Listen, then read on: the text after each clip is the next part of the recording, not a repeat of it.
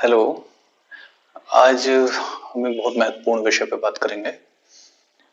जैसा कि हम सभी जानते हैं कि 5 राज्यों में इस समय विधानसभा चुनाव चल रहे हैं, जिसमें उत्तर प्रदेश, पंजाब और उत्तराखंड जैसे राज्य भी उत्तर भारत के राज्य शामिल हैं। ऐसे में कुछ चीजें हमारे मन में आती हैं कि वोट करना क्यों जरूरी है, वोटिंग हमारी वोट से क्या फर्क पड़ेगा, या हमारा जो क्षेत्र का प्रतिनिधि है हम उससे नाराज रहते हैं, उस कारण भी बहुत सारे लोग वोट नहीं करते, या जो पिछली पार्टी होती है उससे भी उनकी नाराजगी होती है। तो इसलिए बहुत सारे लोगों का ये तर्क होता है कि हमारे वोट डालने या न डालने से कोई ज्यादा फर्क नहीं पड़ने वाला इस चीज पर, चुनाव पर। तो उस पर आज बात करेंगे। देखिए, भारत में चुनाव की जो प्रक्रिया की शुरुआत है वो पहली बार 1935 से शुरू हुई थी। इस चीज को समझना थोड़ा जरूरी होगा, मैं पीछे से समझाने की कोशिश कर रहा हूँ क्यों चुनाव इतने महत्वपूर्ण हैं। था क्या कि 1919 में चुनाव की मांग की शुरुआत होने लगी, यानी कि भारत में चुनावी अधिकार जो थे वो आम जनता को नहीं थे। 1947 तक पूर्ण रूप से, जब हम आजाद हुए हैं उससे पहले तक हमें कोई भी चुनावी जो राइट्स थे हमें वो नहीं प्राप्त थे। इसलिए संविधान की जो अनुच्छेद 325 और 326 में इसको बहुत ही विस्तृत रूप से इसको बताया गया है, और इसके लिए प्रावधान करा गया है कि मताधिकार का प्रयोग करना क्यों आवश्यक है और क्या मतलब उससे संबंधित जो भी उनके अधिकार क्षेत्र हैं उसको भी बहुत अच्छे से विस्तार से बताया गया है। अब इसमें ये भी सोचना पड़ेगा आपको कि 1919 में पहली बार मताधिकार की बात की गई थी। जब हमारा स्वतंत्रता का अभियान चला था तो उसमें 1919 वो सन था जब पहली बार ये मांग की गई थी अंग्रेजी शासन से कि हमें जो भारत के आम नागरिक थे उनको मताधिकार का इस्तेमाल करने के लिए छूट दी जाए, यानी कि जो हमारे प्रतिनिधि हैं वो हम खुद ही चुनेंगे, क्योंकि उससे पहले तक अंग्रेज शासन के माध्यम से ही हमारे ऊपर जनरल वगैरह बैठाए जाते थे, और जितने भी अधिकारी और जो क्षेत्रीय प्रतिनिधि होते थे वो सब जो अंग्रेज थे उनके द्वारा ही नियुक्त किए जाते थे, और अंग्रेजों की वोटिंग से ही उनका चयन होता था। अब सोचिए 1919 में शुरू हुई जो लड़ाई थी वो थोड़ी बहुत हम 1935 का जो चार्टर आया था उसमें हम थोड़ी बहुत जीत पाए थे, जिसमें 11% के आसपास भारतीय नागरिकों को जो मतदान का अधिकार मिला था। और ये भी आप समझ सकते हैं कि वो 11% जो भारतीय नागरिक होंगे वो किस कैटेगरी के होंगे या किस लेवल के होंगे। निश्चित तौर पर वो वही होंगे जो कहीं ना कहीं अंग्रेज सरकार से कहीं ना कहीं जुड़े हुए होंगे। तो ऐसे में बहुत जरूरी हो जाता है कि मताधिकार क्या है, हमको इस चीज को समझना पड़ेगा। मताधिकार का इस्तेमाल क्यों जरूरी है। 1947 में जब हम आजाद हुए तो हमने जो राजतंत्र की जगह गणतंत्र को अपनाया। गणतंत्र और राजतंत्र में एक सबसे बड़ा यही एक मेन डिफरेंस है, बाकी बहुत सारे डिफरेंसेस हैं, लेकिन जो मेन मूल डिफरेंस है वो ये है कि गणतंत्र में जो होता है कि प्रत्येक व्यक्ति के जो अधिकार है वोटिंग का, उसके चयन से, चुनाव के माध्यम से ही प्रतिनिधि के चुनाव होते हैं, और प्रतिनिधियों के चुनावों से ही हमारे देश का प्रधानमंत्री और राष्ट्रपति का चुनाव होता है। तो यानी कि जो प्रक्रिया है वो रूट से निकल करके और आगे तक ऊपर तक हम उसको लेकर जाने का हमारा ये गणतंत्र में प्रावधान होता है। राजतंत्र में आप जानते ही हैं, राजतंत्र में जो राजा जी से अपना प्रतिनिधि नियुक्त कर देता है और वो जो है अगला राजा बन जाता है। बहुत सारे लगभग 28 के आसपास अभी भी देश हैं जिनमें आज भी राजतंत्र चलता है, यानी कि जहां पर आज भी वोटिंग का राइट लोगों को नहीं है, पूर्ण रूप से नहीं है।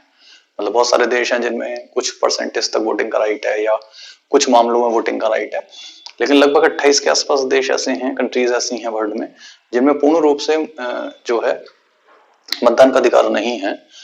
वहां जो नियुक्ति होती है वो राजा की तरह से होती है, यानी राजशाही टाइप की नियुक्ति होती है। तो अब आप इस चीज को समझ सकते हैं कि मताधिकार कितना इंपॉर्टेंट हो जाता है एक लोकतंत्र के लिए। अब जब बात आती है कि हम वोट ना दें तो क्या फर्क पड़ेगा। देखिए, वोट देने या ना देने का अधिकार आपके ऊपर छोड़ा गया है। ये एक हमारे जो संविधान है उसके अंदर एक बहुत अच्छा ये चीज रखी गई है कि आपके स्वतंत्रता का जो आपका अधिकार है उसको बिना छेड़े, बिना डिस्टर्ब किए आपको मताधिकार का इस्तेमाल करने का अधिकार दिया हुआ है। यानी कि आपका freedom to speech, freedom to live का जो राइट्स हैं उनको छेड़े बिना आपको अधिकार दिया गया है कि आप मतदान कर सकते हैं। अब ये आप पे डिपेंड करता है कि आप करते हैं या नहीं करते। स्वतंत्रता पूरी दी गई है, लेकिन करना क्यों जरूरी है? तो जब इस पे बात करेंगे तो करना इसलिए जरूरी है क्योंकि आपको ये अधिकार, एक पहली चीज तो ये देखिए, संघर्ष से मिला है। जब ये नहीं था तब क्या था हमारे पास, यानी कि अंग्रेजी शासन जो इतनी बुरी तरीके से हमारे ऊपर जुल्म कर रहे थे, हमारे पूर्वजों के ऊपर जुल्म कर रहे थे। 1919 से ये लड़ाई शुरू हुई थी कि मतदान का अधिकार और मतदान के थ्रू माध्यम से जो है अपने प्रतिनिधि का चुनाव करना। तो 1919 से जब ये लड़ाई शुरू हुई और 1935 में केवल 11% लोगों को ये अधिकार दिया गया और 1947 में आकर के हम आजाद होकर के हमने 1949 से या कहें कि 50 से, जब से हमारा संविधान लागू हुआ है, तब से हमको ये मताधिकार मिला है। तो अब आप इसकी इंपॉर्टेंस समझ सकते हैं कि कितने साल हमें इसका संघर्ष करना पड़ा, कितनी इंपॉर्टेंट चीज है ये। साथ ही साथ मतदान ना करना ये भी एक आपका ऑप्शन है, लेकिन अभी आज की तारीख में आपको एक नोटा का ऑप्शन दिया हुआ है कि आप अगर किसी भी प्रतिनिधि से आप संतुष्ट नहीं है उसके कार्य प्रणाली या कार्यविधि से, तो आप उसमें नोटा का बटन दबा सकते हैं, यानी कि नोटा को वोट दे सकते हैं, यानी कि आपको कोई पसंद नहीं है। अब तक जो एक समस्या ये आती थी कि जब प्रतिनिधि में से कोई नहीं पसंद होता था तो अक्सर लोग ये कहते थे कि हम वोट नहीं देंगे क्योंकि हमें कोई भी प्रतिनिधि पसंद नहीं है। इस चीज को भी दूर करने के लिए हमारी जो सरकार और संविधान है उसने हमें ये नई सुविधा दी है, जैसे राइट टू इंफॉर्मेशन है, कि हमें अधिकार दे दिया गया कि हम अपने से संबंधित कोई भी सामाजिक चीजों से संबंधित सूचना मांग सकते हैं। जो पहले केवल सांसदों को अधिकार था, वो अधिकार आम जनता को भी मिला। ऐसे ही किसी को भी नापसंद करने का अधिकार भी आपको दिया गया। तो यानी कि वोट डालना जो पहले एक जो है जरूरत थी कि भाई वोट डालें, कोई पसंद नहीं है तो किसी को नहीं डालें, कोई दिक्कत नहीं, नहीं जा रहे डालने, लेकिन अब वो भी चीज खत्म हो गई है। यदि आपको कोई पसंद नहीं है, आप सोचते हैं कि भाई मुझे किसी प्रतिनिधि को नहीं देना है, तो निश्चित तौर पर आप नोटा को दे सकते हैं। नोटा दबाना और वोट ना देने में जो डिफरेंस है वो ये है कि वोट ना देने का मतलब ये है कि आपने अपने मताधिकार का इस्तेमाल नहीं किया और आपने चारों को ये मौका दे दिया कि आपके वोट ना देने से उनमें से कोई भी, जिसको भी ज्यादा वोट मिले हैं, चाहे उसकी योग्यता है या नहीं है, वो जीत जाएगा। नोटा दबाने से आपको ये फायदा है कि यदि आप नोटा को भी वोट देते हैं तो एटलीस्ट उसकी काउंटिंग होती है कि इस पर्टिकुलर क्षेत्र से इतने प्रतिशत वोट नोटा को गए हैं, यानी कि इतने प्रतिशत लोग वहां की जो प्रतिनिधि हैं उनसे संतुष्ट नहीं हैं। तो ये भी एक फिगर आइडेंटिफाई करने के लिए एक पैरामीटर बन जाता है। तो ऐसे में अब आप इस चीज को समझ सकते हैं कि जो चुनाव में वोटिंग है वो हमारा कितना मुश्किल से मिला हुआ अधिकार है, संविधान ने हमें दिया है, और इसका इस्तेमाल ना करके हम कहीं ना कहीं कितनी बड़ी गलती करते हैं, या फिर ये कह सकते हैं कि हम अपने साथ ही अन्याय करते हैं। क्योंकि हमारा एक वोट केवल एक वोट नहीं है, वो हमारे प्रतिनिधि को चुनकर हमारे अधिकार को बढ़ाता है, हमारी जो सरकारें होती हैं उनको मजबूत करता है।